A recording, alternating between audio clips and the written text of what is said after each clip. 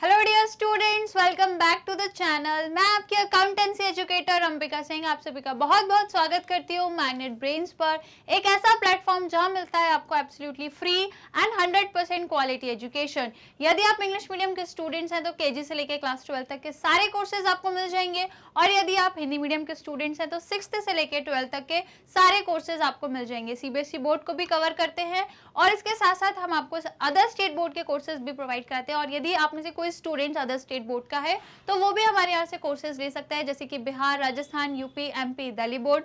Full organise course हम कराते हैं, कंप्लीट एक्सप्लेनेशन और आपको प्रैक्टिस क्वेश्चन भी सॉल्व कराते हैं। तो एकमात्र आपके लिए मैग्नेट ब्रेन्स एकदम बढ़िया सा एक ऐसा प्लेटफॉर्म है जहाँ से आप अपनी लर्निंग को एनहांस कर सकते हैं। तो बस जल्दी से मैग्नेट ब्रेन्स को सब्सक्राइब कर दीजिए, जुड़े रहिए चैनल के साथ, और आज की जो वीडियो है, आज की जो क्लास है, इसे जल्दी से लाइक शेयर कर दीजिए, क्योंकि ये आपके लिए बहुत ज़्यादा इंपॉर्टेंट होने वाली है। क्योंकि मुझे पता है सभी स्टूडेंट्स क्लासेस को डेली तो अटेंड करते नहीं है, बहुत सारे वेट करते हैं एग्जाम के एक दिन पहले, बस मैडम कैसे भी करके कंप्लीट चैप्टर रिवीजन लेके आ जाए और हम क्या करें उसको देख ले और हमें पूरा चैप्टर समझ में आ जाए, है ना। तो आपके लिए काफी इंपॉर्टेंट वीडियो है, क्योंकि आज वही है, चैप्टर नंबर 4 का कंप्लीट रिवीजन लेकर आई हूँ। चैप्टर नंबर 4 इसका क्या नाम है, बेसिस ऑफ अकाउंटिंग।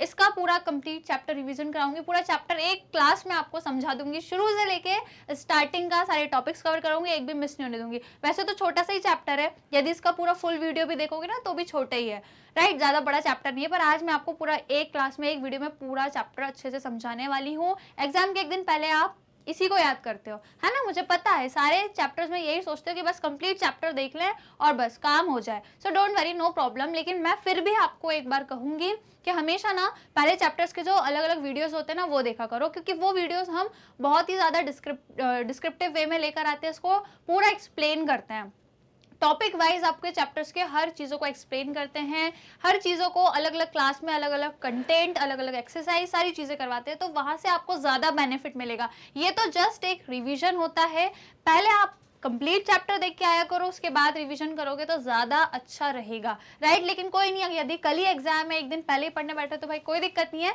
एक बार बस कंप्लीट चैप्टर रिवीजन देख लो, काम आपका यहाँ से भी चल जाएगा, हो जाएगा काम, राइट। ये चैप्टर आपका यहाँ से भी पूरी तरीके से अच्छे से कंप्लीट हो जाएगा, अच्छे से आप लोगों को समझ में आ जाएगा। तो चलिए चैप्टर को स्टार्ट करते हैं, that is basis of accounting. क्या होता है आइए जानते हैं। आई होप सबने लाइक शेयर कर दिया होगा, कर दिया सबने, चैनल को सब्सक्राइब कर दिया सबने, लाइक शेयर कर दिया। तो चलिए बढ़ते हैं चैप्टर की ओर और देख लेते हैं हमारा चैप्टर। तो माय डियर स्टूडेंट, चैप्टर में ये जो भी लिखा है कैश वैश, ये सब मैं पढ़ाऊंगी, लेकिन उससे पहले कुछ जनरल चीजें आपको बता देती हूँ। देखिए, एक कंपनी या एक बिजनेस क्या करता है आपको पता ही है, मैं आपको स्टार्टिंग से पढ़ा रही हूँ। भाई अकाउंटिंग करते हैं हम, सारे रिकॉर्ड, सारे ट्रांजेक्शंस को रिकॉर्ड करते हैं, अकाउंट्स बनाते हैं, सो दैट बिजनेस में क्या चल रहा है क्या नहीं वो सब हमें पता रहे, पहली चीज। और दूसरी चीज क्या कि एंड में हमारी क्या पोजीशन है वो हम पता कर सके, भाई प्रॉफिट है, लॉस है, असेट कितने हैं, लायबिलिटी कितनी है, ये सारी चीजें पता कर सके, जिसके लिए हम क्या बनाते हैं, फाइनेंशियल स्टेटमेंट बनाते हैं, जिसमें हमें हमारी फाइनेंशियल पोजीशन पता लगती है। किससे पता लगती है, बैलेंस शीट से पता लगती है, और हमें हमारी फाइनेंशियल परफॉर्मेंस पता लगती है with the help of profit and loss account. Clear. तो ये सारी चीजें बिजनेस करता है, अकाउंटिंग करता है, अकाउंट्स बनाता है, ट्रांजैक्शंस को रिकॉर्ड करता है और फाइनेंशियल कंडीशन एक बिजनेस की देखने की कोशिश करता है। ये तो आपने देख लिया, शुरू के पहले दूसरे चैप्टर में मैंने आपको यही समझाया था, ये तो आपको सबको पता है। नई चीज क्या है बेसिस ऑफ अकाउंटिंग में, नई चीज ये है मेरे माय डियर स्टूडेंट्स कि यहाँ पे हम क्या करते हैं, अकाउंटिंग करना है। ये तो हमको भी पता है, आपको सबको पता है कि हमें अकाउंटिंग करनी है, लेकिन उसको करने के दो तरीके हैं। जो बेसिस ऑफ अकाउंटिंग है वो यही कह रहा है कि अकाउंटिंग को करने के कुछ तरीके, बेसिकली हम यहाँ पे दो तरीके देखने वाले हैं जिस तरीके से आप अकाउंटिंग कर सकते हो, राइट। या तो आप एक तरीका अपनाओगे या दूसरा तरीका अपनाओगे, वो दो तरीके इस चैप्टर में बताए गए हैं, बहुत ही अच्छे से बताए हैं, सारी चीजें एक्सप्लेनेशन भी है, और लास्ट में दोनों के बीच में क्या डिफरेंस है वो भी दिया है। मैं आपको सारा बताने वाली हूँ जल्दी से। तो पहला जो बेसिस है वो क्या है, cash basis of accounting, right. कि यदि आपको अकाउंटिंग करना है तो पहला तरीका है कैश बेसिस ऑफ अकाउंटिंग को फॉलो करो और अकाउंट्स बनाओ। अब ये क्या होती है madam cash basis of accounting, देखो मैं बताती हूँ। कैश मतलब पैसा, करेंसी, नोट्स, मनी, इसी को बोलते हैं कैश, राइट। जो फिजिकल फॉर्म में जो मनी है उसको हम कैश बोलते हैं। तो यहाँ पे हम क्या बोल रहे हैं कि कैश बेसिस ऑफ अकाउंटिंग मतलब कि जितने भी ट्रांजैक्शन आपकी कंपनी में कैश के बेसिस पे हो रहे हैं, कैश के बेसिस पे हो रहे हैं मतलब कि या तो कैश आपके पास आ रहा है या फिर कैश आपके पास से बाहर जा रहा है, कोई भी चीज़ें यदि कैश से रिलेटेड होती हैं तो हम उसको क्या बोलते हैं, कैश बेसिस। और यदि जो भी ट्रांजैक्शन आपके कैश के बेसिस पे हो रहे हैं उसको हम क्या बोल रहे हैं, कैश बेसिस ऑफ अकाउंटिंग, जहाँ पे हम क्या कर रहे हैं, कैश वाले जो भी ट्रांजैक्शन है उनकी रिकॉर्डिंग कर रहे हैं, बाकी किसी की कोई रिकॉर्डिंग नहीं कर रहे हैं। सिर्फ किसकी रिकॉर्डिंग, यदि आप क्या फॉलो कर रहे हो, cash basis of accounting follow कर रहे हो। इट मीन्स आप जब अकाउंट्स बनाओगे, जब अकाउंटिंग करोगे, जब ट्रांजैक्शंस रिकॉर्ड करोगे तो कौन से वाले करोगे, सिर्फ वही वाले जिसमें कैश या तो आ रहा होगा या कैश जा रहा होगा। उसके अलावा किसी भी तीसरे ट्रांजैक्शन की कोई एंट्री नहीं होगी। यदि कैश नहीं आ रहा, कैश नहीं जा रहा तो एंट्री भी नहीं होगी। कब नहीं होगी, यदि आप कौन सा तरीका अपना रहे हो अकाउंट्स बनाने का, कैश बेसिस ऑफ अकाउंटिंग वाला तरीका।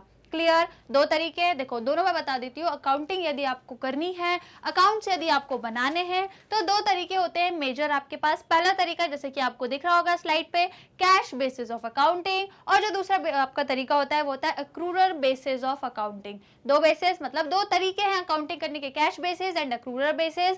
कैश बेसिस में अकाउंटिंग करना मतलब वही ट्रांजेक्शन्स को रिकॉर्ड करना, अकाउंट्स बनाना कैसे, वही ट्रांजेक्शन्स को रिकॉर्ड करना जो कि कैश में है, कैश का आना या कैश का जाना तो ही रिकॉर्ड करोगे। और जब अक्रूरल की बात करते हैं तो वहां पे हम कुछ और देखते हैं, वो मैं आपको बताऊंगी। पहले कैश बेसिस को समझ लेते हैं, उसके बाद फिर हम अक्रूरल बेसिस को भी समझेंगे।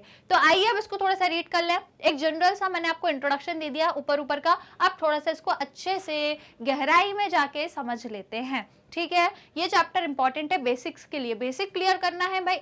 आज का मत देखो, सिर्फ ये मत देखो यार 11th निकालनी है तो ये चैप्टर इंपॉर्टेंट है कि नहीं है, ये मत देखो भाई। ये सिर्फ 12th तक नहीं है, आगे भी बहुत काम आएगा। अभी अकाउंट्स कॉमर्स की जो आपकी ये जो फील्ड है ना, आगे तक बहुत आगे लंबी जाने वाली है, ये सब कुछ वहाँ काम आएगा, राइट। तो अभी बेसिक क्लियर कर लो, आगे की लाइफ अपने आप क्लियर हो जाएगी। ठीक है, तो चलो देख लेते हैं थोड़ा सा टेक्निकली क्या लिखा है कैश बेसिस ऑफ अकाउंटिंग के बारे में।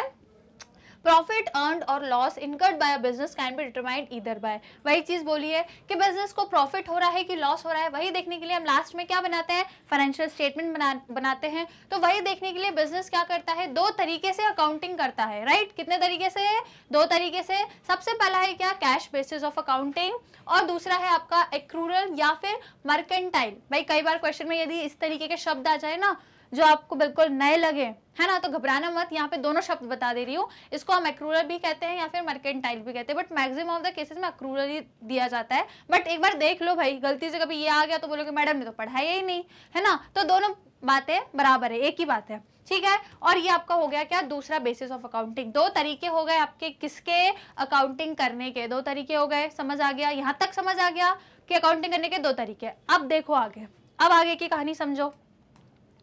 अब आ जाओ आगे की कहानी। फर्स्ट है आपका कैश बेसिस ऑफ अकाउंटिंग। पहला तरीका देख लें, कैश बेसिस ऑफ अकाउंटिंग। चलो क्या कह रहा है आपका, transactions are recorded in the books of accounts on cash being received या फिर पेड।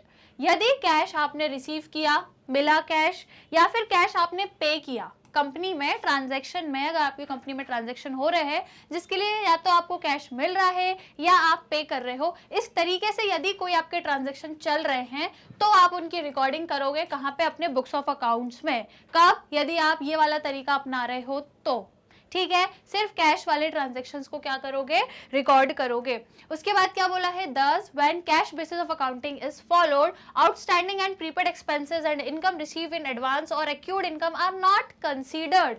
अब भाई यदि आप कैश बेसिस ऑफ अकाउंटिंग को फॉलो कर रहे हो ना, तो ये सारी चीजें को भूल जाओ, ये सारी चीजें भूल जाओ। भूलने के लिए लिखी है मैंने यहाँ पे कि ये सारी चीजें भूल जाना। कौन कौन सी चीजें भूल जाना भाई, आउटस्टैंडिंग नाम की कोई चीज होती है, भूल जाओ। प्रीपेड एक्सपेंसेस भूल जाओ, इनकम वगैरह रिसीव यदि आपको एडवांस में हुई है तो ये भी भूल जाओ, और यदि कोई आपकी अक्रूड इनकम है इसे भी भूल जाओ। क्योंकि कैश बेसिस ऑफ अकाउंटिंग को यदि अपना रहे हो, इस बेसिस से यदि अकाउंटिंग कर रहे हो तो ये सारी चीजें रिकॉर्ड नहीं की जाती।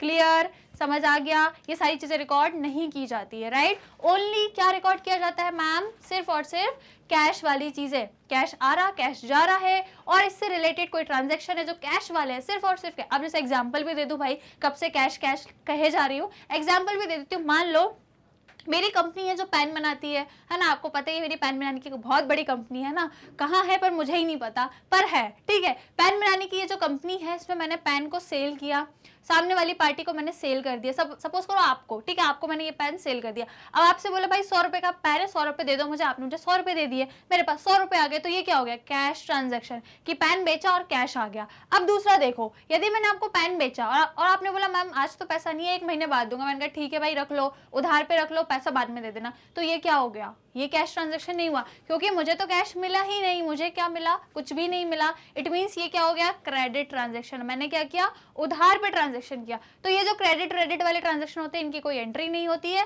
सिर्फ और सिर्फ किसकी एंट्री होगी, जो कि कैश में ट्रांजैक्शन होंगे। क्लियर, एग्जाम्पल दे दिया, आप समझ में आ गया क्या होता है, जहाँ पे कैश या तो रिसीव हो रहा है या पे हो रहा है, जो भी ट्रांजेक्शन जो कि कैश में हो रहे हैं वो रिकॉर्ड करते हैं हम हमारे अकाउंट्स में। कब, जब आप कैश बेसिस ऑफ अकाउंटिंग को फॉलो कर रहे हो, और बाकी ये जितनी भी चीजें हैं आउटस्टैंडिंग वाली, प्रीपेड एक्सपेंसेस, इनकम, ये सारी चीजें हम रिकॉर्ड नहीं करते। क्लियर, समझ आ गया। चलो अब बढ़ते हैं आगे। अब वो जो हमने चीजें देखी थी ना, जो आपको भूलनी थी, मैंने बोला था आउटस्टैंडिंग एक्सपेंसेस और ये सब, अब इनको एक बार हम समझ लेते हैं, क्योंकि ये जो वर्ड्स है ना, ये आपको आगे भी बहुत काम आएंगे, राइट। 11th में, 12th में, आगे तक आप बैचलर्स और जो भी डिग्री विग्री करोगे ना, सब जगह आपको ये काम आएंगे, ये सारे वर्ड्स बहुत इंपॉर्टेंट है। तो एक बार इस पर नजर डाल लेते हैं कि क्या होते हैं आउटस्टैंडिंग एक्सपेंसेस, क्या होते हैं भाई। जो आपके एक्सपेंसेस है, ये तो आपको पता है, एक्सपेंसेस मतलब खर्चे, एक्सपेंसेस का क्या मतलब है, खर्चे। और यदि आउटस्टैंडिंग लगा है, उसके शब्द के आगे आउटस्टैंडिंग लगा है, इसका मतलब ये क्या है, खर्चे वो जो अभी तक आपने पे नहीं किए। खर्चे तो हैं, आपको पे करना था, पर अभी तक आपने नहीं किया, आप आराम से बैठे हो, अभी तक खर्चे अपने पे नहीं किए, उसको बोलते हैं outstanding expenses. Are those expenses which have become due during the accounting period but which have not been yet paid. मतलब जैसे कि इलेक्ट्रिसिटी एक्सपेंसेस पेबल, कई बार होता है ना, इस महीने का अभी बिजली का किराया ही नहीं दिया और आराम से बैठे हैं पंखे के नीचे, जब पंखा बंद हो जाएगा, जब बिजली वाले बिजली काट देंगे ना, तब याद आएगा कि यार इस महीने का तो हमने बिजली का किराया ही नहीं दिया। तो ये क्या हो गया भाई, आउटस्टैंडिंग एक्सपेंसेस। भाई इस साल का खर्च, जो आपका महीने का किराया, इस महीने का जो आपका बिजली का किराया था, इसी महीने दे दो, फिर अगले महीने का अगले महीने दे दो, ऐसा करना होता है। अब आप पता चले 2 महीने से किराया ही नहीं दिया, आपने बिजली का बिल ही नहीं पे किया, तो फिर ये क्या हो गया आपके लिए, आउटस्टैंडिंग एक्सपेंसेस। समझ गए, खर्चे वो जो अभी तक नहीं पे किए। सपोज करो कोई बिल्डिंग है, आपने किराए पे लेके रखी है, आपने पिछले 6 महीने से अभी तक किराया ही नहीं दिया, आप रह रहे हो आराम से और 6 महीने से किराया ही नहीं दिया है। क्या किराया, रेंट जो है वो आपके लिए एक्सपेंस है, लेकिन अभी तक 6 महीने का नहीं दिया, तो ये क्या हो गया, आउटस्टैंडिंग एक्सपेंसेस। क्लियर, समझ गए, सिंपल सी बात है। तो इसका कैश वैश में, कैश बेसिस ऑफ अकाउंटिंग यदि यूज कर रहे हो, तो इन सब का कोई लेना देना नहीं है, ये तो मैं आपको जनरल बता रही हूँ, उनके मीनिंग्स बता रही हूँ, ठीक है। फिर है प्रीपेड एक्सपेंस। अब वही एक्सपेंस, एक्सपेंस मतलब खर्चे, जस्ट इसका अपोजिट है ये, है ना। आउटस्टैंडिंग मतलब अभी तक किए ही नहीं, एक्सपेंसेस अभी तक पूरे ही नहीं किए। प्रीपेड मतलब कुछ ज्यादा एक्स्ट्रा पैसा कभी आ जाता है ना आपके पास, तो आप क्या करते हो, एडवांस में कोई चीज, एक्सपेंसेस जो होते हैं एडवांस में पे कर देते हो। जैसे कि मान लो, वही सेम एग्जांपल, यदि आपने कोई बिल्डिंग किराए पे लेके रखी है, आपके पास कुछ ज्यादा पैसा आ गया था किसी वजह से, तो आपने क्या किया, आने वाले 2 महीने का जो किराया था, जो रेंट था, आपने आज ही एडवांस में दे दिया। आपके पास बहुत पैसा है ना, मुझे पता है, तो आपने क्या किया, आने वाले 2 महीने का जो किराया था वो आज ही दे दिया। ये क्या करा आपने, प्रीपेड एक्सपेंस। खर्चे थे पर इनको पहले ही कर दिया, दैट इज प्रीपेड, ठीक है। All those expenses which have been paid in advance, आपने एडवांस में, जैसे कि इंश्योरेंस की प्रीमियम है, आपको हर महीने या हर साल आप इंश्योरेंस की प्रीमियम भरते होगे, कई बार पैसा ज्यादा आ गया, आपने एडवांस में भर दिया। होता है ना, आपके मम्मी पापा कई बार स्कूल की फीस एडवांस में भर देते हैं, है ना, तो आप क्लास में ऐसे करके देखते हो सबको, हाँ मेरी फीस एडवांस है। भाई मेरे साथ तो बहुत होता था, जब भी मेरी फीस यदि स्कूल में एडवांस में पे हो जाती थी ना, 2-4 महीने की, तो मुझे बड़ा अच्छा लगता था कि चलो मेरी फीस एडवांस में है, ठीक है। तो यही होता है क्या, प्रीपेड एक्सपेंसेस, ठीक है। चलो अब बढ़ते हैं आगे, अक्रूड इनकम। अब अक्रूड इनकम क्या है, देखो नए नए टॉपिक्स आपको देखने को मिल रहे हैं, इनको भूलना मत। यदि आपको भूलने की आदत है, भूलने की बीमारी है, तो इन सबको ना कहीं लिख लो, स्टार पॉइंट बना के अपनी नोट्स कॉपी में, जहाँ भी क्वेश्चन सॉल्व करते हो ना, स्टार बना के ऊपर छोटे छोटे वर्ड्स में लिख लिया करो, ज्यादा नहीं, 1 या 2 लाइन में बस, ज्यादा नहीं, या फिर 1-2 शब्दों में। मैं क्या करती हूँ, अपनी जब भी नोट्स बनाती थी मैं, तो क्या करती थी, स्टार बना के, यदि मुझे इंग्लिश में नहीं लिखना तो मैं हिंदी में लिख देती थी, है ना, जिससे मुझे फट से समझ आ जाए, क्योंकि भाई हमारी मातृभाषा हिंदी है, हमें हिंदी बहुत जल्दी समझ आती है। तो मैं मैं क्या करती थी, हिंदी के 2-4 शब्दों में ऐसा लिखती थी कि सिर्फ मुझे ही समझ आता था और किसी को समझ में नहीं आता था, ठीक है। तो ऐसे करके लिखिए करो। अब नया वर्ड है देखो, अक्रूड इनकम, है ना। यदि भूलने की आदत है तो जल्दी से कहीं पे अपनी कॉपी में स्टार बना लो ऊपर और 4-5 शब्दों में लिख लो, है ना। कई बार यदि आपको एक्सप्लेनेशन नहीं लिखना तो जो मैं आपको एग्जाम्पल दे रही हूँ ना, एग्जाम्पल लिख लिया करो। एग्जाम्पल से तो और ज्यादा जल्दी समझ में आता है। भले ये सब मत लिखो पर एग्जाम्पल जरूर लिखो, ठीक है ना। चलो, क्या कह रहा है accrued income? It is an income which has been earned during the accounting period but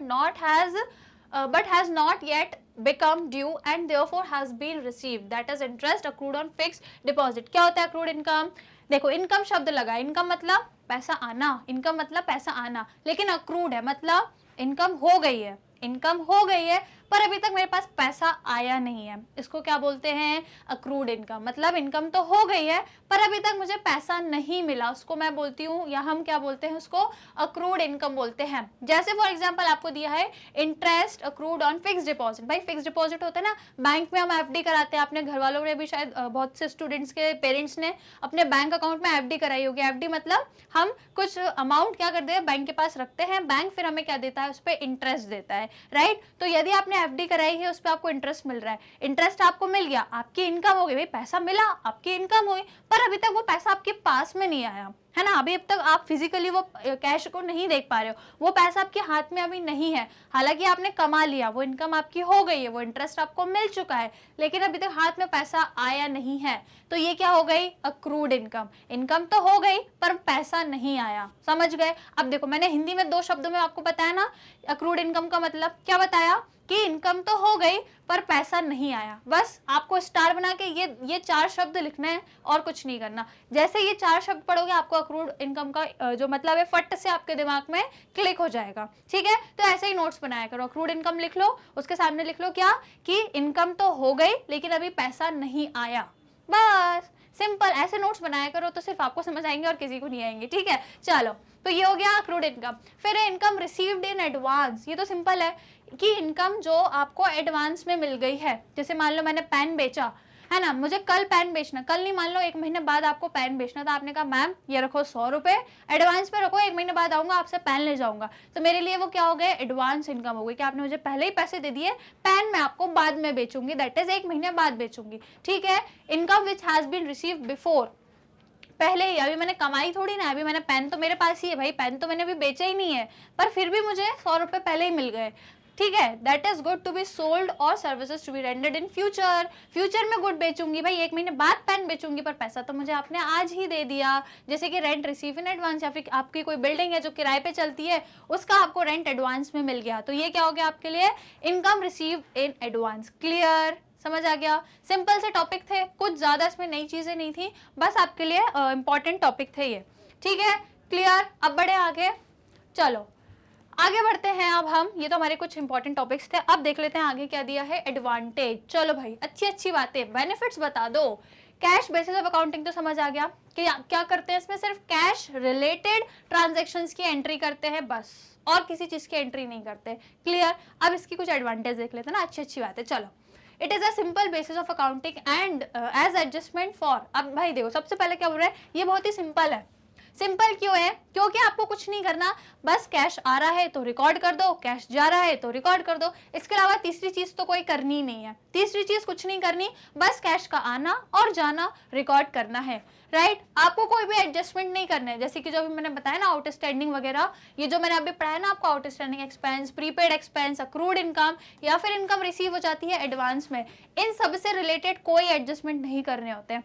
अभी तो देखो क्या है, ये आपका 4th चैप्टर ही चल रहा है ना, अभी आगे हम सारे चैप्टर्स कंप्लीट करेंगे, तो वहां पे जब मैं आपको बहुत सारे क्वेश्चन कराऊंगी ना, तब आपको क्वेश्चन आएंगे एडजस्टमेंट वाले, ठीक है। तो जब एडजस्टमेंट वाले क्वेश्चन आएंगे ना, तो इन चीजों को हमें एडजस्ट करना पड़ता है। वो एडजस्टमेंट कैसे होते हैं, क्या होते हैं, उसको थोड़े से ट्रिकी होते हैं, उसमें कुछ कॉन्सेप्ट होते हैं, बस जो आपको माइंड में थोड़ा सा समझना होता है। 1-2 क्वेश्चन करते हैं, उसके बाद आपको प्रैक्टिस हो जाती है, राइट। तो वो होते हैं कुछ एडजस्टमेंट। सिमिलरली यहाँ पे भी वही बोल रहा है कि इन सबसे रिलेटेड एडजस्टमेंट हम नहीं करते, कहाँ पर, कैश बेसिस ऑफ अकाउंटिंग में। इसलिए ये क्या है, ये सिंपल है भाई। जब आप आगे क्वेश्चन भी करोगे ना, मैं आपको अकाउंट्स में जब क्वेश्चन कराऊंगी, तो 2 तरीके के क्वेश्चन होते हैं। एक होते हैं सिंपल क्वेश्चन जिसमें आंसर आंसर आपका फट से आ जाता है। और एक होता है एडजस्टमेंट वाले क्वेश्चन, जहाँ पे आपको कुछ ट्रिक लगानी पड़ती है, कुछ कॉन्सेप्ट अप्लाई करने होते हैं, तब जाके वो एडजस्टमेंट वाले क्वेश्चन सॉल्व होते हैं। ठीक है, तो जहाँ पे ट्रिक लगानी है तो वहाँ क्वेश्चन करना थोड़ा सा कॉम्प्लेक्स हो जाता है, लेकिन जहाँ कोई ट्रिक नहीं है, विदाउट एडजस्टमेंट है, वहाँ क्वेश्चन आपके लिए सिंपल हो जाते हैं। वैसे यहीं पे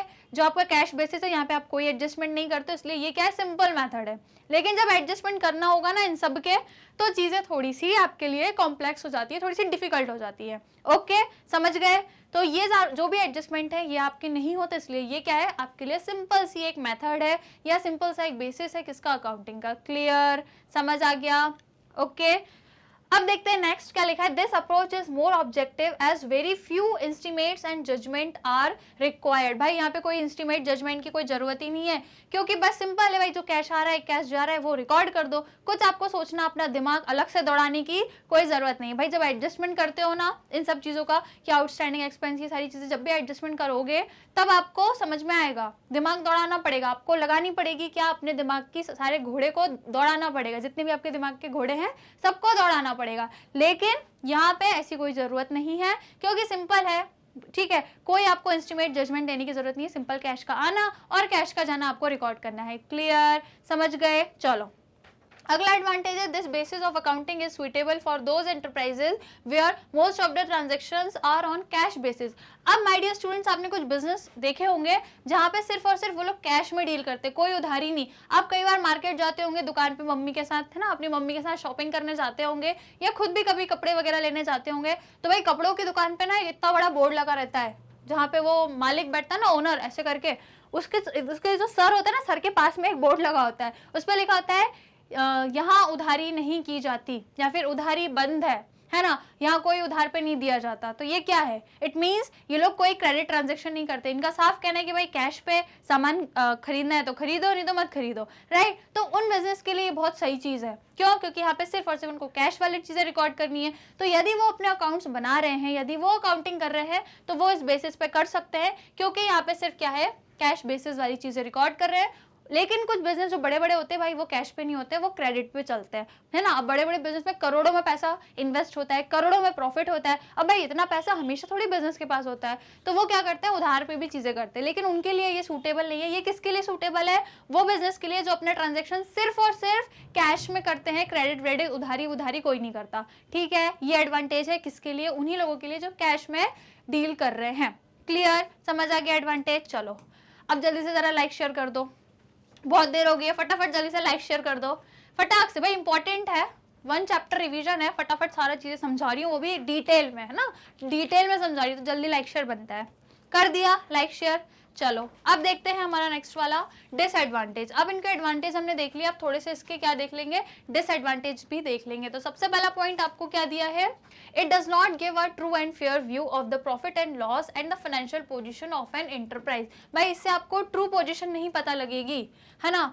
ट्रू एंड फेयर आपको फाइनेंशियल पोजीशन किसी भी बिजनेस की, जो भी यदि इस बेसिस को फॉलो कर रहा है, तो वो अपनी सही पोजीशन को नहीं दर्शा पाएगा। क्यों नहीं दिखा पाएगा? Because it ignore outstanding and prepaid expenses and accrued income and income receive in advance. भाई देखो, इन सभी चीज़ों को आप दिखाई नहीं रहे हो, प्रीपेड, आउटस्टैंडिंग, एडवांस या फिर अक्रूड इनकम, इन सभी चीज़ों को आप नहीं दिखाते, इनकी एंट्री आप नहीं करते, तो आपकी जो रियल पोजीशन है वो नहीं दिख पाती है। अब इसका यदि मैं एग्जाम्पल दूं, तो मान लो कोई कंपनी है जिसने क्रेडिट पे क्या किया है, मान लीजिए कैपिटल ली है, मान लो उन्होंने लोन लिया है, ठीक है। अब आप इस तरीके की यदि कोई एंट्री ही नहीं दिखाओगे, यदि आप आउटस्टैंडिंग चीज़ों की एंट्री नहीं दिखाओगे, कोई आपके एडवांस में कोई चीज़ आपको रिसीव हुई है, इन सब की एंट्री नहीं दिखाओगे, तो फिर आपकी ट्रू जो पोजीशन है वो आपको नहीं समझ में आएगी। सिर्फ कैश वाले अगर ट्रांजेक्शन दिखाओगे, क्रेडिट वाले नहीं दिखाओगे, तो कैसे काम चलेगा? सपोज करो फॉर एग्जाम्पल, मेरा जो बिजनेस है, सपोज करो मेरा कोई बिजनेस है पेन बनाने का, मैं पेन मैन्युफैक्चर करती हूँ, ये मेरा बिजनेस है।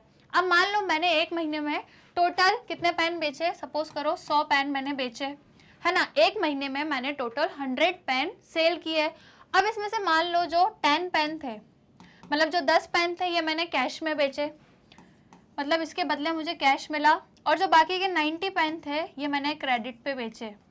क्रेडिट मतलब उधार पे।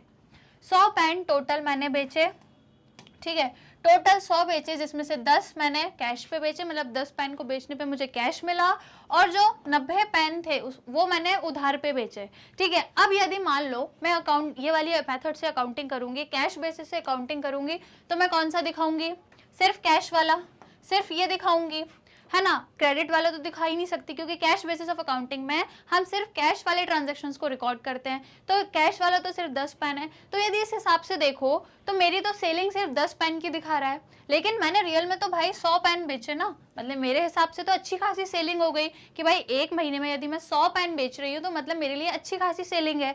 लेकिन हम कैश बेसिस ऑफ अकाउंटिंग को फॉलो करेंगे तो मेरी सेलिंग तो सिर्फ 10 पेन की दिखाएगा, बाकी 90 पेन की तो दिखाएगा ही नहीं। तो क्या ये मेरी सही पोजीशन दिखा रहा है? नहीं दिखा रहा। भाई 100 पेन बेचे और सिर्फ 10 पेन दिखा रहा है, तो ये क्या हो गया भाई? ये गलत हो गया मेरे लिए। ठीक है, मेरी जो ट्रू पोजीशन है या जो मेरी ट्रू फाइनेंशियल पोजीशन है ये शो नहीं हो पा रही है।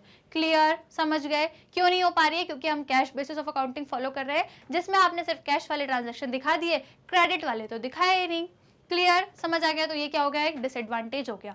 फिर है it does not follow the matching principle of accounting. ये जो मैचिंग प्रिंसिपल है अकाउंटिंग का, इसे फॉलो नहीं करता है। अब मैचिंग प्रिंसिपल क्या होता है बता दो, हमने प्रीवियस वाले चैप्टर में पढ़ा है, सारे अकाउंटिंग के कॉन्सेप्ट प्रिंसिपल पढ़े, जहां पे मैचिंग कॉन्सेप्ट ये कहता है कि आपके जो भी रेवेन्यू हैं इस पर्टिकुलर ईयर के, वो आपके मैच होने चाहिए किससे? इसी पर्टिकुलर एक्सपेंसेस से, मतलब इसी ईयर के एक्सपेंसेस से आपके इसी ईयर के जो रेवेन्यू हैं वो मैच होने चाहिए। क्लियर? मतलब एक साल में जो आपने खर्चे किए वो आपकी इनकम से बराबर होने चाहिए, यही होता है मैचिंग कॉन्सेप्ट। लेकिन यदि आप कैश बेसिस ऑफ अकाउंटिंग को फॉलो करते हो तो ये वाला जो प्रिंसिपल है ये आपका फॉलो नहीं होता है।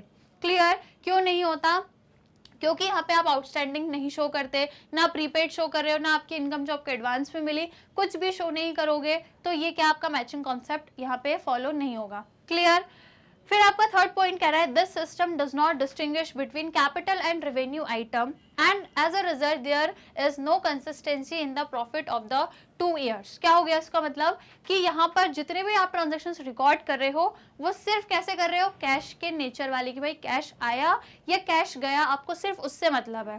राइट, बाकी कोई चीज से मतलब नहीं है कि भाई वो कैश आपका कैपिटल नेचर का है या वो जो कैश आया है आपका रेवेन्यू नेचर का है, आपको इससे कोई लेना देना नहीं है। आपको सिर्फ क्या देखना है कि आपका जो ट्रांजैक्शन है वो कैश के नेचर का है या नहीं। तो ये चीज यदि आप करोगे, सिर्फ कैश वाली चीजें देखोगे, तो आपको कहीं भी ये पता नहीं लग पाएगा कि जो आपका पैसा है वो लॉन्ग टर्म में आया है, दैट इज कैपिटल। यदि कैपिटल इट मीन्स वो लॉन्ग टर्म का है, और यदि आपका revenue it means short term का पैसा है, तो ये चीज आप आइडेंटिफाई नहीं कर पाओगे कि आपका कैपिटल है या रेवेन्यू है। ये आप आइडेंटिफाई नहीं कर पाओगे क्योंकि सिर्फ आप कैश का आना या कैश का जाना देख रहे हो। इट मीन्स ये इसका एक क्या है? डिसएडवांटेज है कि आप सिर्फ ये देख रहे हो कि कैश आया कि नहीं आया, कैश रिसीव हुआ या कैश पे हुआ, सिर्फ ये देखोगे तो कैपिटल और रेवेन्यू का आपको पता नहीं लग पाएगा। क्लियर? ये हो गए क्या इसके डिसएडवांटेजेस, समझ में आ गए?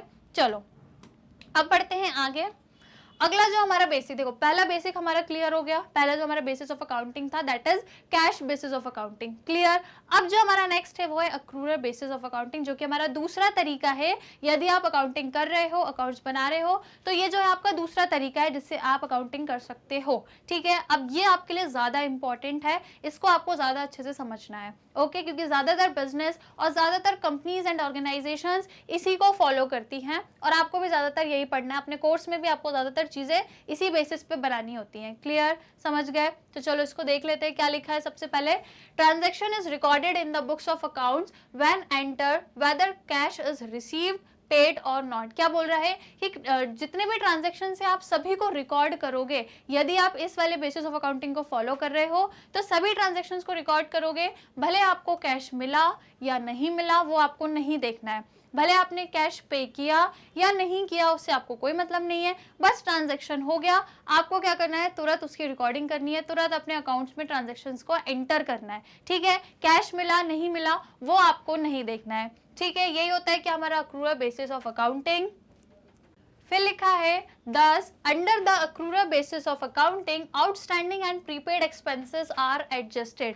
अब क्योंकि यहाँ पे हमें कैश से कोई मतलब नहीं है भाई, कैश आया नहीं आया आपको ये नहीं देखना है, बस आपके ट्रांजैक्शन हो गए, आपकी कोई भी चीज एंट्री हो गई, कोई भी आपने इवेंट किया, कोई भी ट्रांजैक्शन हुआ, तुरंत आपको क्या करनी है, रिकॉर्डिंग करनी है। भाई ये नहीं वेट करोगे कि भाई जब कैश आएगा तभी रिकॉर्डिंग करेंगे या कैश हम पे करेंगे तभी रिकॉर्डिंग करेंगे। ये चीज कब कर रहे थे, जब हम अक्रूवल बेसिस ऑफ अकाउंटिंग को sorry cash basis of accounting को फॉलो कर रहे थे। वहां पर हम सिर्फ कैश देखते थे भाई कि जब कैश आएगा जब भी रिकॉर्डिंग होगी, जब कैश पे होगा तभी रिकॉर्डिंग होगी, ठीक है। लेकिन यहाँ ऐसा नहीं है, ट्रांजेक्शन हुआ, फॉर एग्जाम्पल मान लो मैंने आपको पेन बेचा, पेन मैंने आपको बेचा, आपने बोला मैम मैं आपको 1 महीने बाद पैसा दूंगा, अभी मुझे उधार पे पेन चाहिए। मैंने कहा ठीक है भाई, आप 1 महीने बाद आना, मुझे पैसा देना, लेकिन पेन आप आज ही ले लो। मैंने आपको सेलिंग कर दी पेन की, तो अभी मुझे कैश तो नहीं मिला, कैश तो मुझे 1 महीने बाद मिलेगा, लेकिन मेरे साइड से तो सेलिंग हो गई भाई, मैंने तो मेरा काम कर दिया, मैंने तो आपको पेन बेच दिया, तो मेरे साइड से ट्रांजेक्शन हो गया। मैं इसको क्या करूंगी, तुरंत रिकॉर्ड कर दूंगी भाई, पैसा चाहे अगले महीने मिले,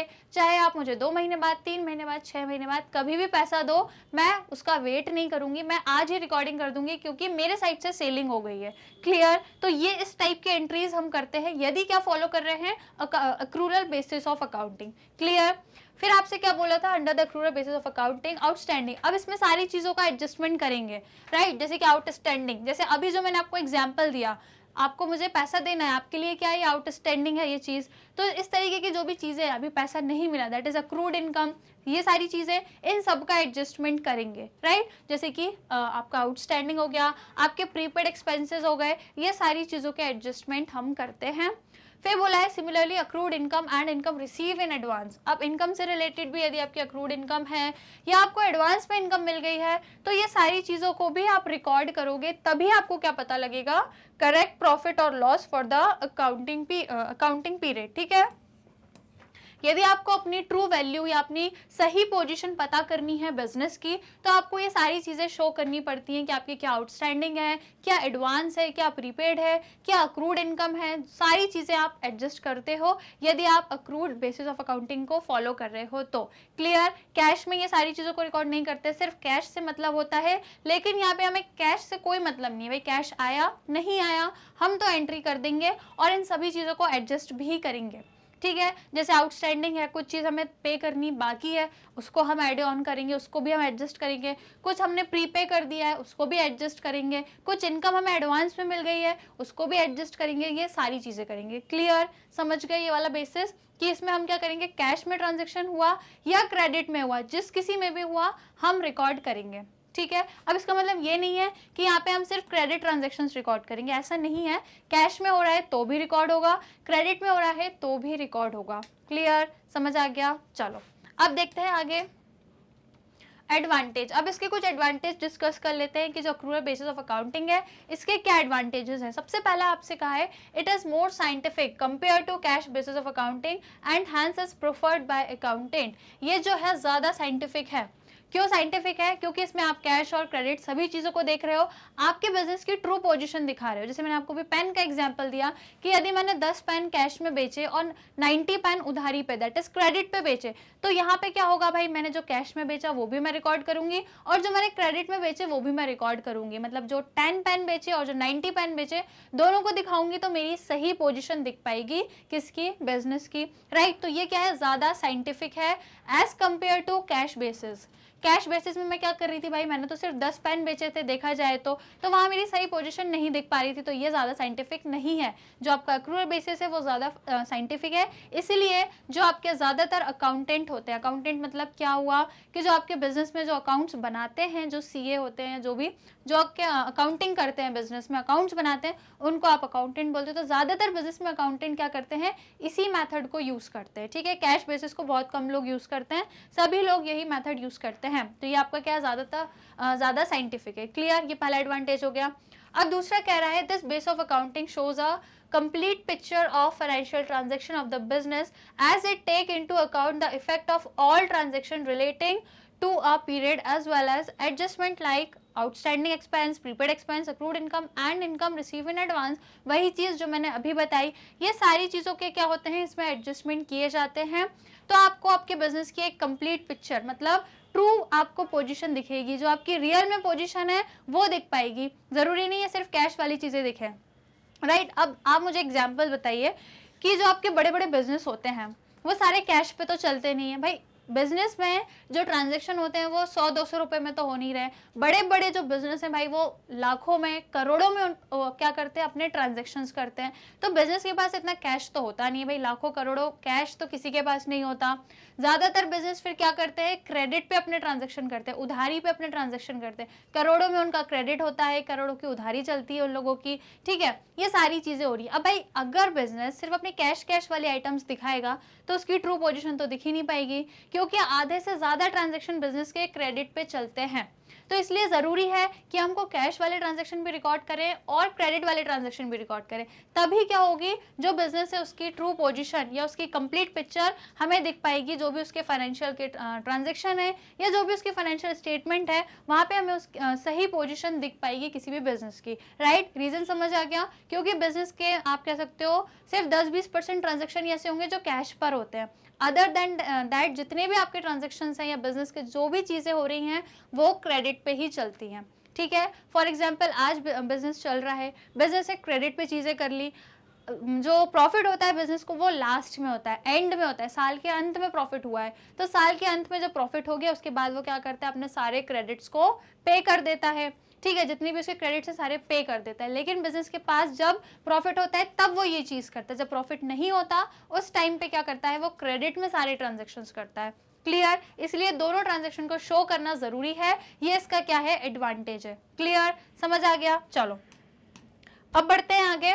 थर्ड वाला एडवांटेज देख लेते हैं, क्या कह रहा है, this basic disclose correct profit और loss for a particular period and also exhibits true financial position of the business on a particular day. इससे हम क्या डिस्क्लोज कर पाएंगे, यदि आप ये बेसिस ऑफ अकाउंटिंग को फॉलो कर रहे हो, इट मीन्स आप अपना सही प्रॉफिट एंड लॉस दिखा दोगे।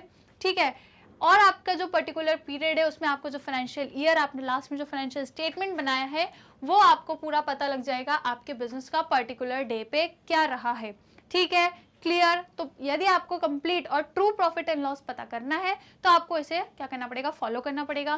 फिर लिखा है इट रिफ्लेक्ट ट्रू प्रॉफिट और loss during the accounting period and therefore has wide acceptability. इसको ज्यादातर लोगों ने एक्सेप्ट करके रखा है। ठीक है, मोस्ट ऑफ द बिजनेस क्या करते हैं, इसी अकाउंटिंग बेसिस को यूज करते हैं। ठीक है, क्योंकि आपको सही प्रॉफिट एंड लॉस की पोजीशन बताती है। क्लियर, सिंपल है। चलिए उसके बाद आपके पास फिफ्थ वाला पॉइंट कह रहा है it reflect true financial position at the end of the accounting period by adjusting. अब देखो, ट्रू फाइनेंशियल पोजीशन आपको पता लग जाएगी, सही प्रॉफिट एंड लॉस पता लग जाएगा। क्यों लगेगा, क्योंकि आपने सारे एडजस्टमेंट करे हैं। यदि कोई चीज आउटस्टैंडिंग है, प्रीपेड है, एडवांस में इनकम रिसीव हुई है, जो भी चीजें हैं, अक्रूड इनकम है, सभी का एडजस्टमेंट किया, इट मीन्स आपकी ट्रू फाइनेंशियल पोजीशन आपको पता लग जाएगी। क्लियर? घुमा फिरा के सभी सेंटेंस में एक ही बात बोली है कि आपको सही फाइनेंशियल पोजीशन पता लग जाएगी क्योंकि आपने एडजस्टमेंट किए हैं। बस यही है इसका क्या, एडवांटेज। ठीक है, समझ आ गया? चलो अब इसके कुछ डिसएडवांटेजेस भी देख लेते हैं। क्या क्या डिसएडवांटेज है, this system is not as simple as cash basis of accounting. भाई अब देखो, सब एडजस्टमेंट भी करना है, सही प्रॉफिट और लॉस भी दिखाना है, सारी चीजें यदि अप टू डेट एकदम करेक्ट चाहिए तो भाई मेहनत तो करनी पड़ेगी, है ना। इतना आसान नहीं है फिर इसको बनाना जितना कि कैश वाले को बनाना है। कैश वाले को क्यों है, क्योंकि इसमें हमें सिर्फ कैश वाले ट्रांजेक्शन दिखा रहे हैं तो इसलिए ये सिंपल है। लेकिन अक्रूडर वाला जो है ये इतना सिंपल नहीं है, ये थोड़ा क्या है, कॉम्प्लेक्स है, क्योंकि इसमें हम बहुत सारी चीजों को रिकॉर्ड करते हैं, सही चीजें दिखाने की कोशिश करते हैं, तो थोड़ा सा क्या है, ये कॉम्प्लेक्स है, ये इसका डिसएडवांटेज है। फिर है the accounting process is too elaborated. भाई इसमें जो सारी चीजें है ना वो व्यवस्थित तरीके से लिखी जाती हैं और एकदम मतलब इलेबोरेट करके लिखते हैं, सारी चीजें अच्छे से बताते हैं, हर चीज का पूरा डिस्क्रिप्शन होता है, एडजस्टमेंट होता है। इसलिए ये जो प्रोसेस है ये आपकी थोड़ी सी लेंदी प्रोसेस है, इतनी आसान नहीं है जितनी कि आपकी कैश बेसिस ऑफ अकाउंटिंग थी। राइट, फिर है a quick appraisal of the profit loss is not possible because many adjustment are required to ascertain the true financial position of the business. अब ऐसा नहीं है कि तुरंत आपने अकाउंट बनाया एक दिन के अंदर अंदर और अपनी प्रॉफिट और लॉस वाली पोजीशन दिखा दी। ये कहाँ पॉसिबल था, जब आप कैश बेसिस को फॉलो कर रहे हो, क्योंकि उसमें क्या करना है, कोई दिमाग नहीं दौड़ाना, कुछ भी नहीं करना, बस जो भी कैश रिसीव हुआ, जो भी कैश आपने पे किया उससे रिलेटेड ट्रांजैक्शंस करने हैं, तो आपको फट से आपका प्रॉफिट लॉस पता लग जाएगा। लेकिन यदि इसको फॉलो कर रहे हो ना तो फिर प्रॉफिट लॉस को फाइंड करना इतना आसान नहीं है। क्यों नहीं है? क्योंकि एक लेंदी प्रोसेस है, यहाँ पे आपको सारे एडजस्टमेंट करना है। तो यदि ऐसा नहीं है एक रात में बना के फाइनेंशियल स्टेटमेंट तैयार कर दिया, एक रात में नहीं बनेगा, इसको बनाने में आपको टाइम लगेगा, ये टाइम कंज्यूमिंग है और इसमें सारे एडजस्टमेंट करने हैं, इसलिए इसमें आप तुरंत प्रॉफिट और लॉस को कैलकुलेट नहीं कर सकते, इट विल टेक टाइम। ठीक है, क्लियर हो गया? तो ये कुछ इसके क्या थे, डिसएडवांटेजेस थे। अब हम फाइनली क्या देखने वाले हैं, दोनों में डिफरेंस। ये काफी इंपॉर्टेंट है, दोनों में डिफरेंस पता होना चाहिए। देखो अभी मैंने आपको सेपरेटली मीनिंग बता दिया, एडवांटेज डिसएडवांटेज दोनों चीजें बता दी, अब दोनों में क्या डिफरेंस है। ठीक है, क्वेश्चन में आपसे डिफरेंस भी पूछ सकते हैं। जब आपसे एग्जाम में यदि हो सकता है आपसे बेसिस बोल दें कि नेचर ऑफ ट्रांजैक्शन के बेसिस पे डिफरेंस बताओ, या फिर प्रीपेड आउटस्टैंडिंग एक्सपेंसेस लाइकवाइज आप इनके बेसिस पे डिफरेंस बताओ, तो आपको क्या करना है, डिफरेंस तो आपको समझना ही है, इसके साथ साथ बेसिक्स भी याद रखना है। क्योंकि क्वेश्चन में डायरेक्टली नहीं बोलते कि कोई भी 3 डिफरेंस बता दो या 5 डिफरेंस बता दो, आजकल ऐसे क्वेश्चन बहुत कम आते हैं। क्वेश्चंस कैसे आते हैं कि आपको बेसिक बोल देंगे कि भाई प्रॉफिट एंड लॉस के बेसिस पे डिफरेंस बताना है, टेक्निकल नॉलेज के बेसिस पे, तो इसीलिए आपको बेसिस भी पता होने चाहिए। क्लियर? तो चलिए एक एक करके हम जल्दी से क्या देख लेते हैं, डिफरेंस। सबसे पहला है आपका नेचर ऑफ ट्रांजेक्शन। यदि मैं एक्रूअल बेसिस ऑफ अकाउंटिंग की बात करूं तो यहाँ पे हम किस टाइप के ट्रांजैक्शंस को रिकॉर्ड करते हैं, both cash and credit transactions are recorded. भाई यहाँ पे हम दोनों तरीके के ट्रांजैक्शंस को रिकॉर्ड करते हैं, चाहे कैश रिसीव हो या ना हो, या फिर क्रेडिट में भी यदि ट्रांजैक्शंस हो रहे हैं तो हम क्या करेंगे, सभी ट्रांजैक्शंस की रिकॉर्डिंग करेंगे। ठीक है, यहाँ पे जो ट्रांजैक्शंस हैं वो हर टाइप के ट्रांजैक्शंस आपके रिकॉर्ड होते हैं, कैश और क्रेडिट। यदि कैश बेसिस की बात करूं तो सिर्फ और सिर्फ यहाँ पे हम कैश वाले ट्रांजैक्शंस को रिकॉर्ड करते हैं, बाकी किसी को नहीं करते। क्रेडिट वेडिट की कोई एंट्री नहीं, सिर्फ कैश वाली एंट्री करेंगे, और यहाँ पे कैश क्रेडिट दोनों की। ठीक है, अगला है prepaid outstanding expense, accrued income या इनकम रिसीव इन एडवांस। यदि इन सारी चीजों को देखें तो यहाँ पर अक्रूड बेसिस में हम क्या करते हैं, prepaid and outstanding expenses are accounted in the PNL account. यहाँ पे हम सारी चीजों को पीएनएल अकाउंट में सारी चीजों के एडजस्टमेंट दिखाते हैं। जब हम देखेंगे ना अभी आगे आने वाले चैप्टर्स में प्रॉफिट एंड लॉस अकाउंट बनाना, वहां पर हम देखेंगे इन सभी चीजों के एडजस्टमेंट होते हैं। ठीक है, accrued income and income receive in advance are accounted in balance sheet. और जो भी आपके एडवांस में, या आप कह सकते हो इनकम आपको एडवांस में मिल गई या इनकम आपकी अक्रू हुई है, तो इनको बैलेंस शीट में दिखाएंगे। ठीक है, इनकम से रिलेटेड चीजें बैलेंस शीट में दिखाएंगे, और यदि आउटस्टैंडिंग एक्सपेंस हैं या प्रीपेड एक्सपेंस हैं, है ना, एक्सपेंस से रिलेटेड चीजें प्रॉफिट एंड लॉस अकाउंट में दिखाएंगे, इनकम से रिलेटेड चीजें बैलेंस शीट में दिखाएंगे। ये जब बनाएंगे ना तब समझ में आ जाएगा, फिलहाल बस डिफरेंस देखना है आपको। ठीक है, पहला पॉइंट, दूसरा पॉइंट समझ आ गया। अब देखते हैं कैश वाला क्या कह रहा है, prepaid outstanding expense are not adjusted. भाई यहाँ तो बात ही नहीं करनी है हमको, है ना, ये सारी चीजों की तो चर्चा ही नहीं करनी है, सिर्फ किसकी चर्चा करनी है, कैश। भाई money, money is important. Cash basis of accounting follow कर रहे हो तो only money money money, cash cash cash, उसके अलावा कुछ नहीं। ठीक है, फिर बोला है आपसे क्या, similarly accrued income and income receive in advance are also not recorded. भाई यहाँ पे कुछ रिकॉर्ड करना ही नहीं है और यहाँ पे सब रिकॉर्ड करना है। ठीक है, दूसरा डिफरेंस समझ आ गया। कहाँ करना है ये भी बता दिया।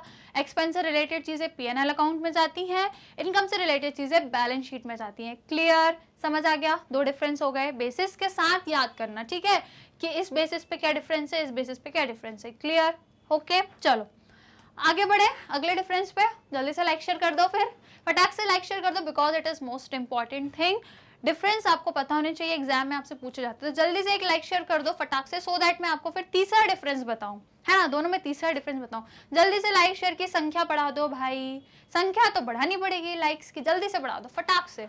चलो बढ़ा दी सबने, थोड़ी तो बढ़ाई होगी ना भाई, जल्दी बढ़ा दो। ठीक है, चलो अब देखते हैं क्या तीसरा डिफरेंस, प्रॉफिट और लॉस के बेसिस पे, कि यदि हम प्रॉफिट और लॉस के बेसिस पे देखें तो क्या डिफरेंस है। अक्रूड इनकम का क्या है, या अक्रूड बेसिस ऑफ अकाउंटिंग में है, करेक्ट प्रॉफिट और loss is ascertain because it record both cash and credit transaction. तो यदि हम प्रॉफिट एंड लॉस की बात करें, जो हम कहाँ निकालते हैं, हमारे प्रॉफिट एंड लॉस स्टेटमेंट्स या जो प्रॉफिट एंड लॉस अकाउंट्स बनाते हैं या जो फाइनेंशियल स्टेटमेंट बनाते हैं, वहां पर हम प्रॉफिट एंड लॉस दिखाते हैं। ठीक है, कैलकुलेट करते हैं। तो अक्रूड बेसिस ऑफ अकाउंटिंग क्या कह रहा है कि यदि आपको प्रॉफिट एंड लॉस देखना है तो यहाँ पर आपको करेक्ट प्रॉफिट और लॉस पता लग जाएगा। ठीक है, क्यों लग जाएगा, क्योंकि हम कैश और क्रेडिट सभी ट्रांजैक्शंस को रिकॉर्ड कर रहे हैं। भाई आपके बिजनेस में कितने कैश ट्रांजैक्शंस हुए, कितना आपने उधारी पे किया, कितना कैश में किया, सारी चीजें आपको आराम से पता लग जाएंगी यदि ये वाले बेसिस को फॉलो कर रहे हो। इसीलिए यहाँ पे आपको सही करेक्ट प्रॉफिट और लॉस पता लग जाएगा। क्लियर, समझ गए। अब कैश बेसिस ऑफ अकाउंटिंग क्या कह रहा है, करेक्ट प्रॉफिट और loss is not recorded because it record only cash transaction. भाई आप सिर्फ कैश ट्रांजेक्शन्स को रिकॉर्ड करोगे तो सही प्रॉफिट और लॉस नहीं पता लगेगा। जैसे अभी मैंने जस्ट थोड़ी देर पहले आपको एग्जांपल दिया था पेन वाला, कि यदि मैं सिर्फ 10 पेन की एंट्री दिखाऊंगी और पेन तो मैंने 100 बेचे हैं, तो इट मीन्स क्या है, मेरी सही पोजीशन दिख ही नहीं रही है। भाई सिर्फ 10 पेन की सेलिंग दिख रही है, जो बाकी के 90 पेन है उनकी तो दिख ही नहीं रही है। तो ये क्या हो गया, मेरी सही पोजीशन नहीं दिख रही है कि मुझे सही में, या आप कह सकते हो एक्चुअल में मुझे कितना प्रॉफिट हुआ है ये नहीं दिखेगा। ठीक है, तो ये क्या है हमारा कैश बेसिस, जहाँ पे हम सही या ट्रू फाइनेंशियल या ट्रू प्रॉफिट एंड लॉस को नहीं शो कर पाते। क्लियर। थर्ड वाला डिफरेंस था किसके बेसिस पे, प्रॉफिट और लॉस के बेसिस पे। राइट, समझ आ गया। अब फोर्थ देख लेते हैं, that is technical knowledge. Technical knowledge मतलब कि इन सबको करने के लिए जो नॉलेज आपको चाहिए, जो आपको आप कह सकते हो अकाउंटेंसी वाली सारी चीज़ें चाहिए, मेथड्स, प्रिंसिपल्स, जो सारी चीज़ें चाहिए, उसके बारे में हम डिफरेंस देख रहे हैं दोनों में। सबसे पहला है आपका accrual basis of accounting require technical knowledge. भाई इसको यदि आप कर रहे हो फॉलो, मतलब इस पर्टिकुलर बेसिस को फॉलो करके यदि आप अपने अकाउंट्स बनाना चाहते हो और यदि आप अपना अकाउंट्स बना रहे हो इसी के बेसिस पे, तो आपको भाई अच्छा खासा नॉलेज चाहिए। बिना ज्ञान के आप इस पर्टिकुलर बेसिस से अपने अकाउंट्स तैयार नहीं कर सकते। राइट, आपको क्या चाहिए, टेक्निकल नॉलेज चाहिए। एज मैनी एडजस्टमेंट लाइक, क्योंकि यहाँ पे आपको एडजस्टमेंट करने पड़ेंगे और एडजस्टमेंट करना सबके बस की बात नहीं होती है। ठीक है, एडजस्टमेंट वही लोग कर पाएंगे भाई जिसको अच्छी खासी अकाउंटिंग करनी आती होगी। ठीक है, जिसको अच्छा खासा क्या होगा, नॉलेज होगा किसका, अकाउंटेंसी का, वही लोग ये वाले तरीके से अकाउंट्स बना पाएंगे। क्लियर। क्यों, क्योंकि इसमें आपको एडजस्टमेंट करने होते हैं, जैसे कि प्रीपेड, आउटस्टैंडिंग, कैपिटल, रेवेन्यू, ये सारी चीजें आपको करनी पड़ती हैं और सभी लोग एडजस्टमेंट नहीं कर पाते। जब आप अभी क्वेश्चन करोगे ना, आगे जब मैं आपको प्रैक्टिकल क्वेश्चंस करवाऊंगी आने वाले चैप्टर्स में, वही मैंने आपको बताया दो तरीके के क्वेश्चन होते हैं, एक सिंपल वाले एक एडजस्टमेंट वाले।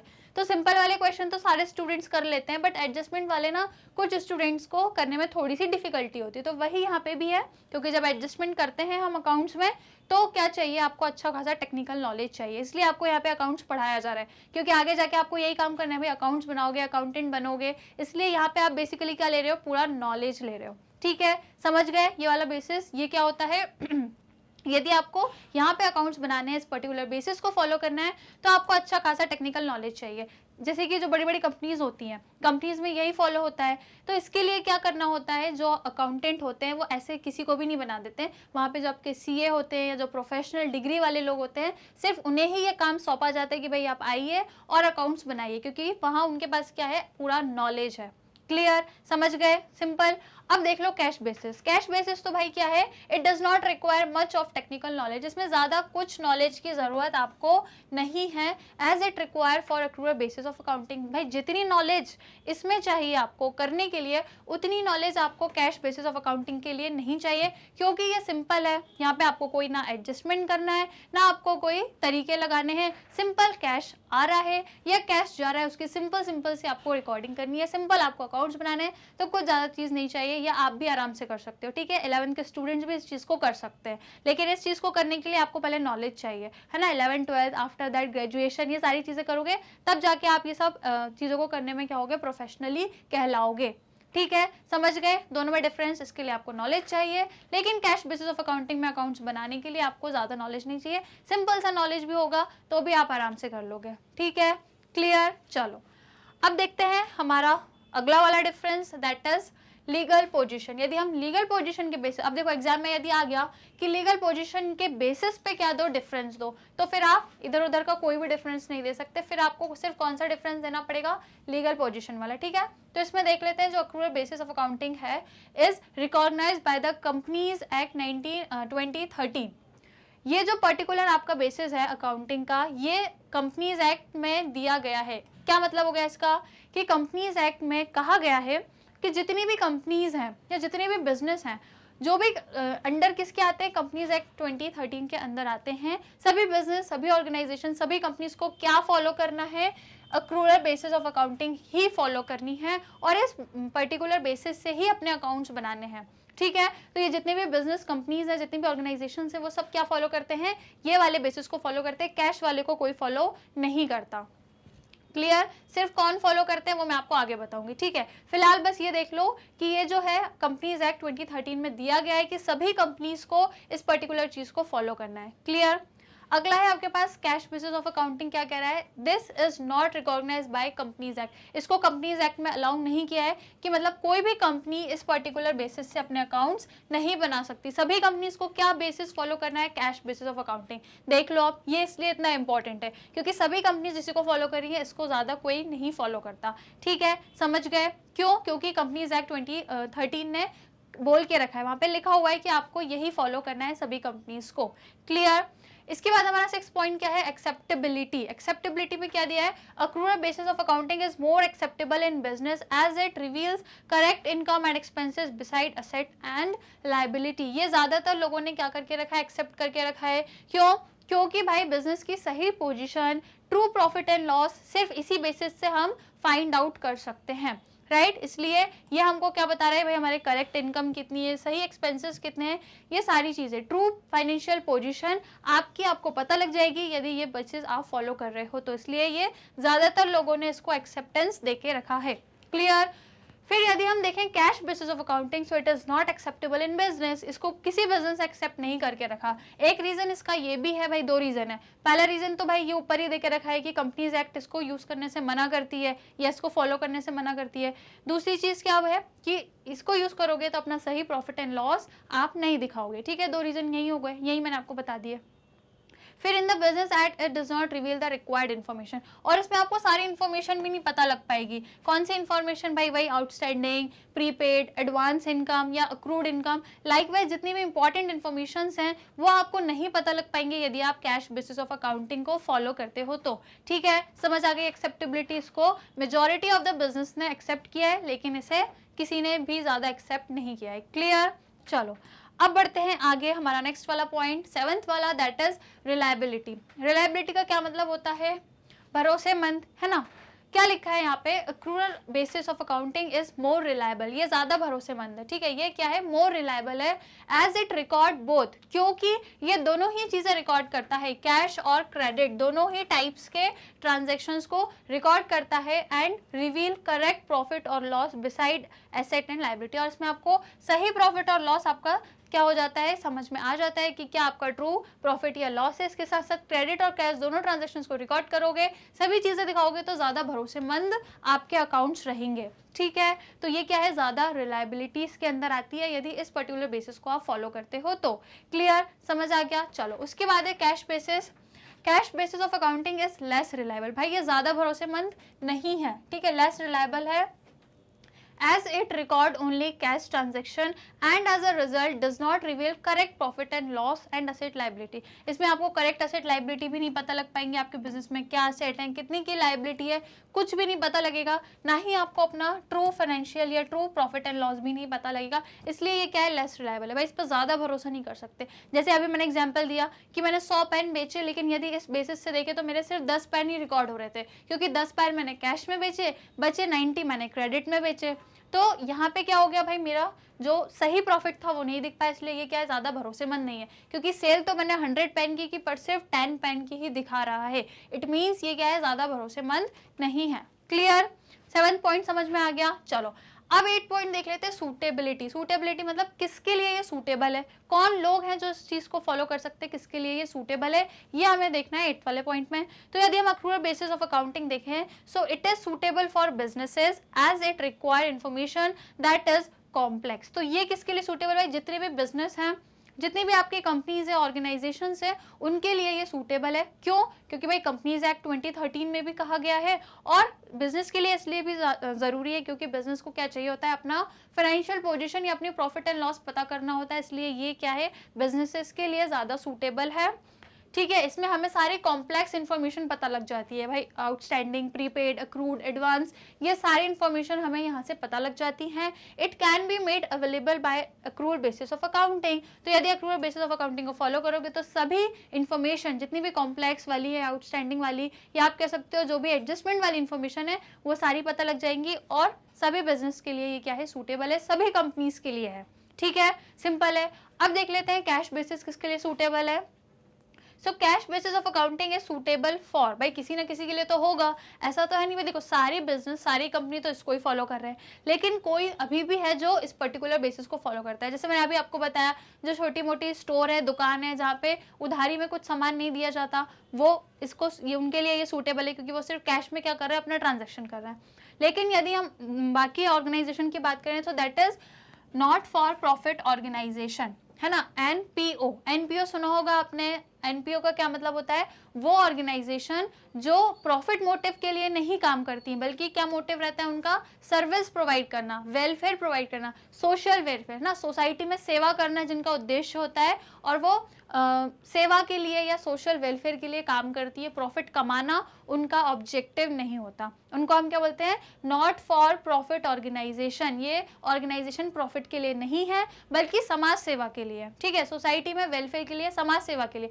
जैसे कुछ एनजीओ होते हैं या कुछ आप कह सकते हो गवर्नमेंट, इस तरीके की कुछ ऑर्गेनाइजेशंस होती हैं जो सिर्फ क्या करती हैं, सोशल वेलफेयर या समाज सेवा करती है। तो यदि इस टाइप की कोई एनजीओ है या कोई ऑर्गेनाइजेशन है, तो वो क्या करेंगे, इस बेसिस को क्या कर सकते हैं, आराम से अप्लाई कर सकते हैं, क्योंकि उन्हें सिर्फ क्या रिकॉर्ड करना है, जो कैश आ रहा है, जो कैश जा रहा है। इसके अलावा उन्हें और इन सब चीज़ों से कोई मतलब नहीं है, एडजस्टमेंट वगैरह चीज़ों से उनको कोई मतलब ही नहीं है, और ना ही उनको अपना ट्रू फाइनेंशियल पोजीशन दिखाना, ना ही उनको अपना प्रॉफिट एंड लॉस दिखाना। क्यों? क्योंकि उनका मोटिव प्रॉफिट कमाना नहीं है, तो उनको प्रॉफिट दिखाने से भी कोई मतलब नहीं है, इसलिए वो इस पर्टिकुलर बेसिस को फॉलो कर सकते हैं। कौन सी ऑर्गेनाइजेशन, जो प्रॉफिट मोटिव से काम नहीं करती, ठीक है।